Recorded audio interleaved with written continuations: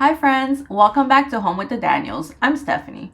In today's video, I'll show you how I transformed our basic builder grade bathroom from this to this, all for just under $400. I actually gave this bathroom a makeover back in 2021, but I'm now finally getting around to showing you all how I did it. As always, all the links will be available on the blog, which is linked in the caption below.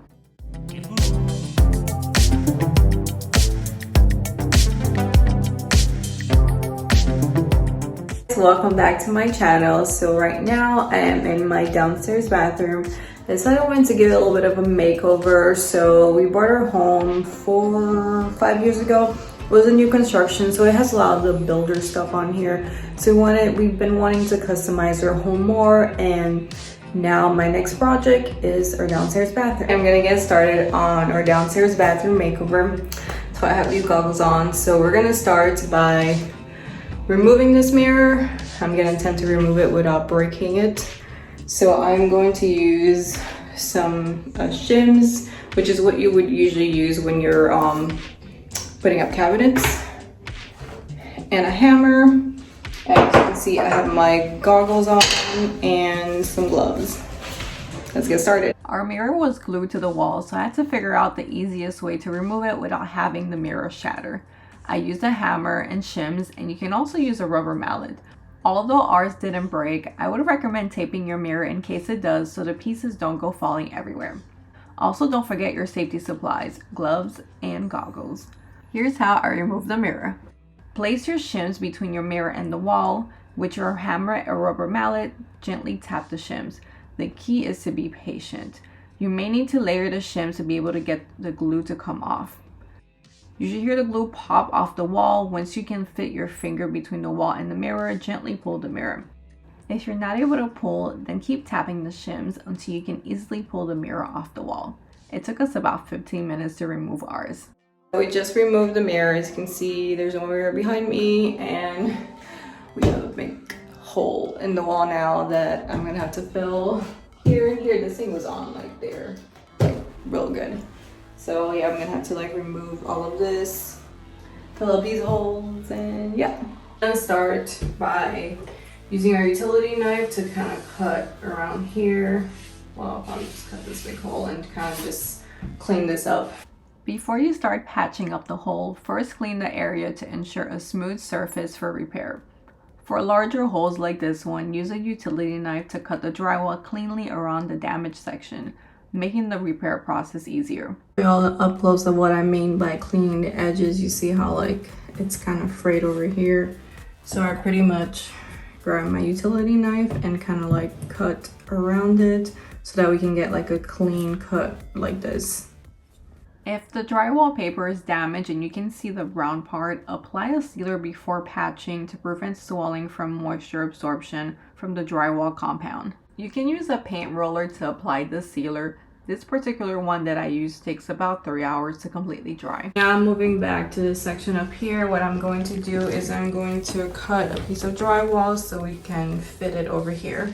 You want to cut a piece of drywall slightly larger than the hole, leaving the paper intact around the perimeter. I got the piece cut to the size that we need. This is what I'll be using. I have this Easy Sand Joy compound, so I'm going to mix this with water. I have this board right here that you hold on the bottom where I'll be mixing it. I think it's called like a mortar mixing board or something like that. I will link all of that. Follow the directions to mix the Joy compound with water. You want it to be a toothpaste-like consistency. This is also available pre-mixed if you don't want the hassle of having to mix it.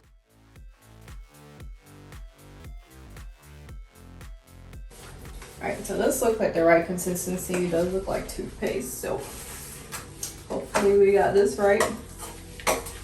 So this is the Easy Sand 45, which from what I learned, that means that it takes about 45 minutes to dry, 45 to 50 minutes to dry.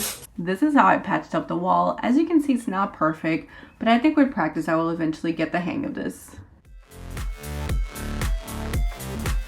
Now that I'm letting the drywall dry, I'm going to work on removing the baseboard.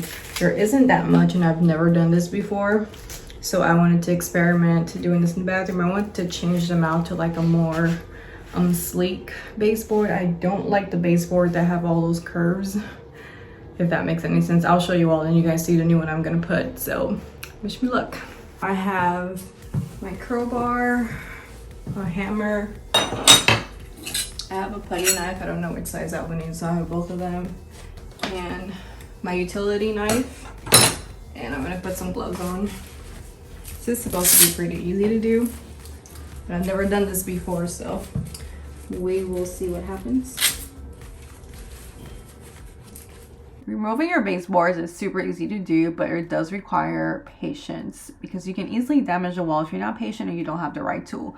I actually use a regular crowbar, but after removing baseboard after this for a couple of times, I found a better tool to be able to remove the baseboard and does not damage the wall, which I will also link. I only got both baseboards removed, this one and the one back here.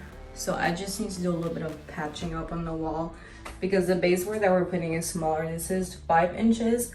I'm putting a 3-inch baseboard there. So yeah, just gotta do some patching up and then I'm ready to add more baseboard there. So before I throw out the old baseboards, I'm actually going to keep them to measure the newer ones that I got, so I don't have to like come here with a tape measure. So that's a tip. If you're replacing your baseboards, keep the old one, and I would say like label them where they are in the room if it's a big room, and just use them to cut out your new baseboards. That way you're not having to go back and forth with the measuring tape because it fit once. So to get a perfect fit, that's a good idea for you to do. Now that I removed the baseboard, I'm just gonna patch some of these up a little bit because the one that we're putting is 3 inches. This was 5 inches, so I just need to patch this up because it's not gonna cover that. Just the top part, I'm not even gonna worry about the bottom. Let that dry and then put the baseboards, and hopefully we can get some painting done today.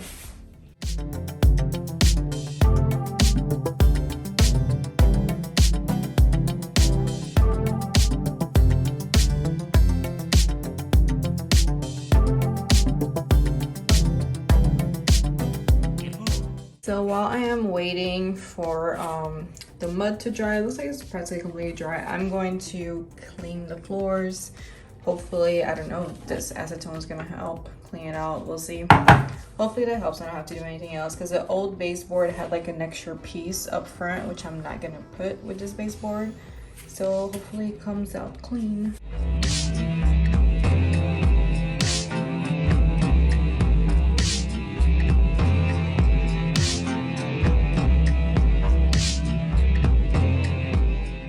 I'm pretty much done with patching up everything. The baseboards are installed. I just need to let the caulk dry a little bit so I can do a little bit of sanding. So now I'm just going to take everything out and cover all this to prepare for painting. I actually want to paint this black right here. I'm gonna remove the shower head, but the pipe, I guess you call it, that's attached to it, I'm gonna paint that black. I decided I wanted to go ahead and paint the shower head black, like this part right here, but I'm gonna get a black shower head. So all I did is I taped around it, I put a plastic bag, and I put more tape, and I protected the shower. But if I was not painting the wall, I would have put a plastic like all over this part right here because of overspray.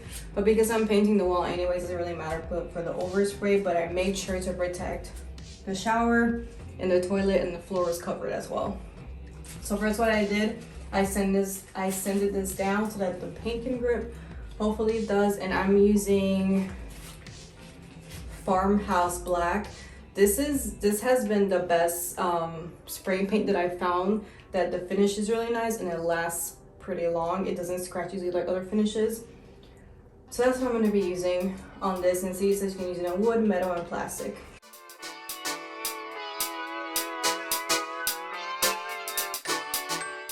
Before painting, I made sure to unscrew the light fixture to the wall so I can make sure to get behind it. Since I wasn't planning on reusing this light fixture, I didn't take the time to cover it up.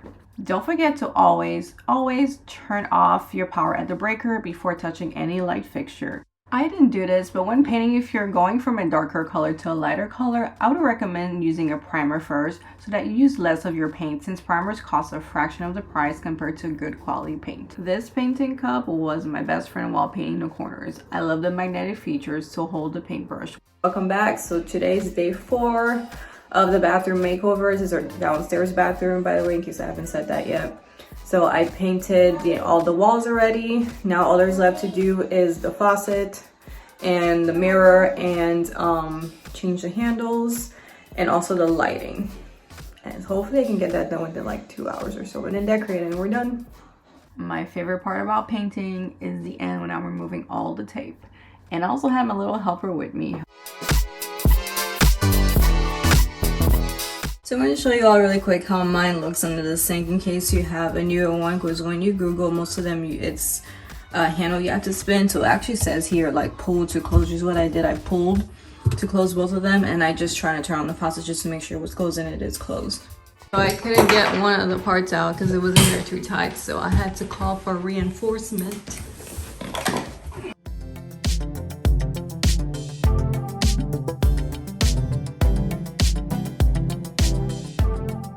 The old faucet is gone. Now we just need to clean all this up. Hopefully all that yellow gunk comes off. So I'm gonna try to use some acetone to see if that would get all this thing out.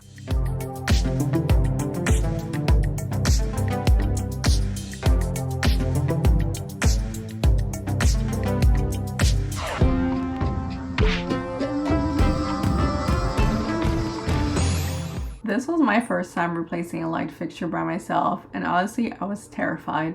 It took me over 2 hours to do this because I was so nervous messing it up. If you decide to replace your light fixture yourself, don't forget to always turn off the power at the breaker. So we're about to install this shelf. I'm debating whether or not I want to put 2 of them. So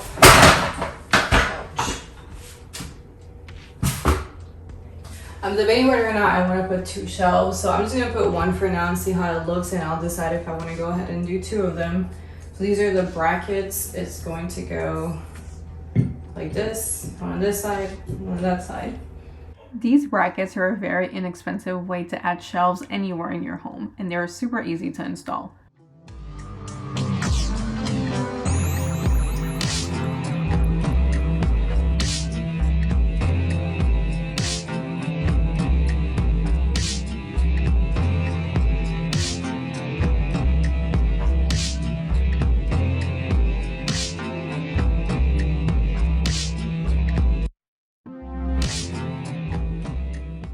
I used a 2x8 piece of pine for the shelf that I just cut to the length that I wanted.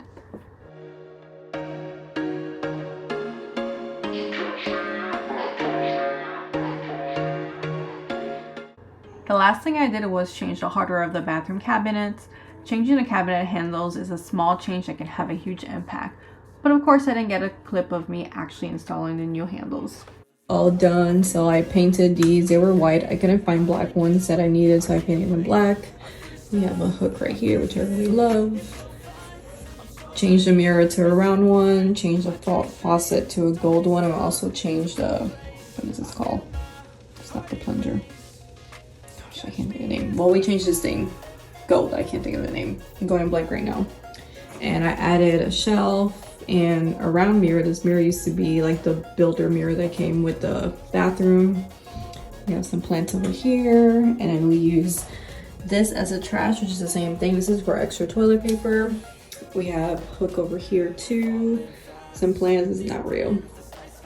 And new shower curtain, new rod, new shower head, and some decoration right here. I absolutely love how our bathroom turned out, and the best part is it was all super affordable. It's amazing how small changes can make such a huge impact. I feel good, you look great, I like you, I can't wait. Thank you so much for watching and supporting my channel. I can't wait to hear your thoughts in the comments. And don't forget to subscribe for more videos like this.